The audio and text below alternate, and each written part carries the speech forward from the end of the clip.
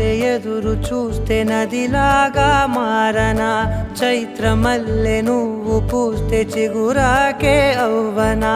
నన్నే వరించే యువరాజును అంట నీ యువ